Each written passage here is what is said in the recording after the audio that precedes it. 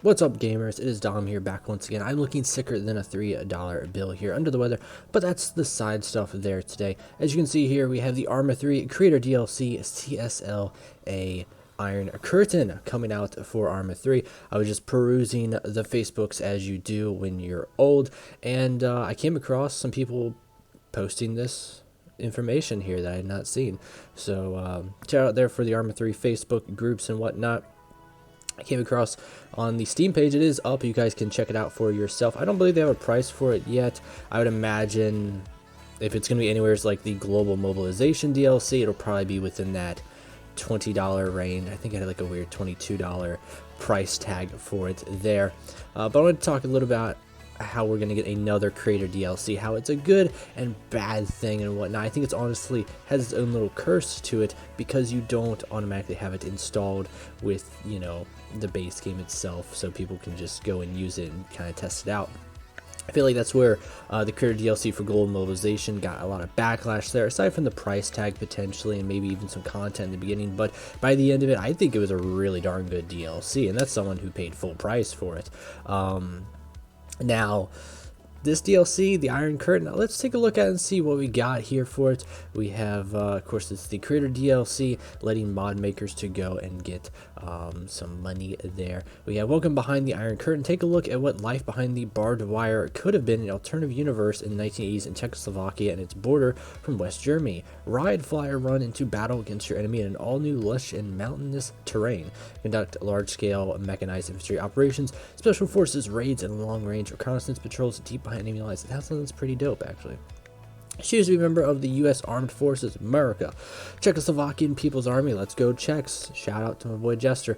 Independent rebels, or even play as a civilian. Shout out to all you civilians out there.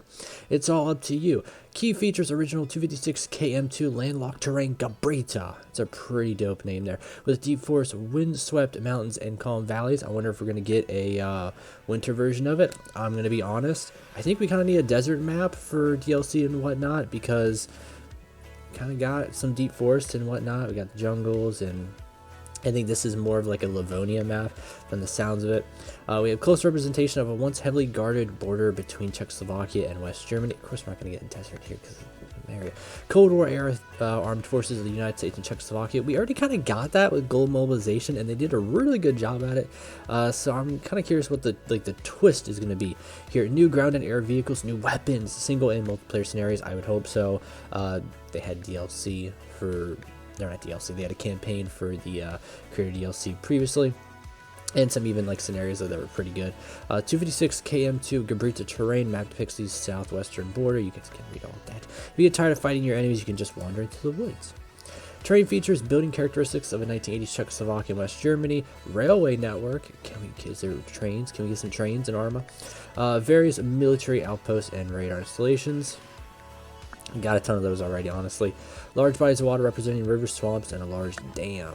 One full-blown airbase and one improvised airfield on a highway. Okay.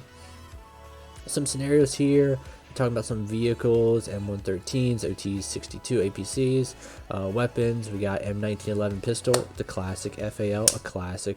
We got some bipods, flashlights, suppressors, all that fun stuff. Compatibility DLC for non-owners. People who do not own the Iron Curtain DLC will still be able to install the DLC's optional data via the Arma 3 Steam Workshop. Let me be honest, okay?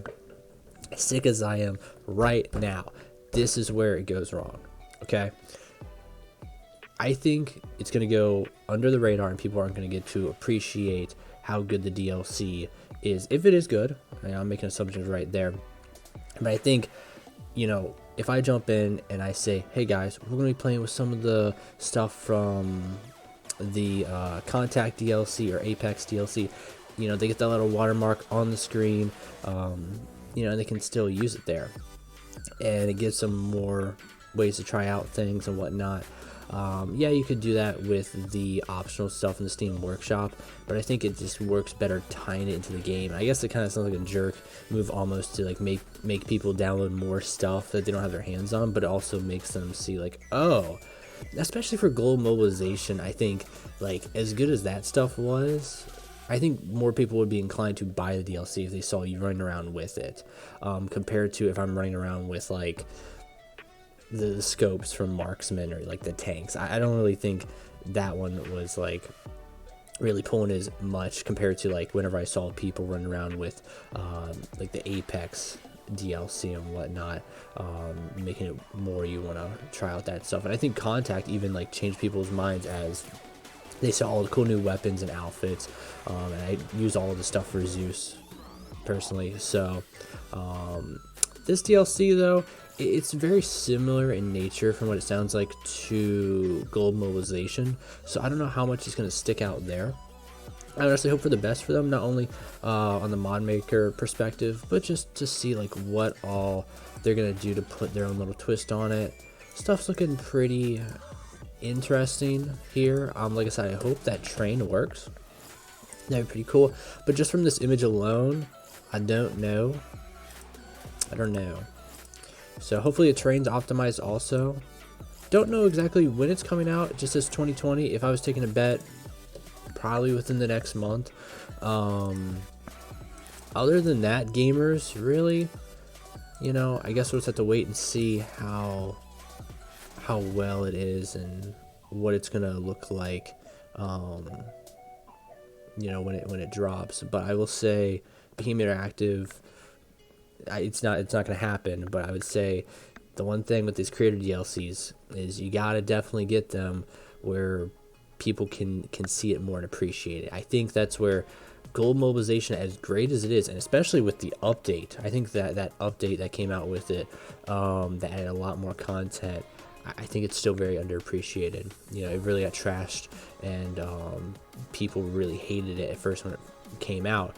I don't know if it was for the price tag or just maybe on optimization, but we play Arma, guys, come on. So I think by the end it was really good, and hopefully for the best. Like I said, for the Iron Curtain DLC, I would have preferred a Korean War DLC, but I mean, hey, we're going back more to that like Arma 2 feeling, and yeah, let's just see what all we get here. So other than everybody, that's going to do it here today. Keep it safe. Give me your thoughts on the new creator DLC. Will you guys be picking it up? What do you think is a fair price range for it for you guys to pick it up?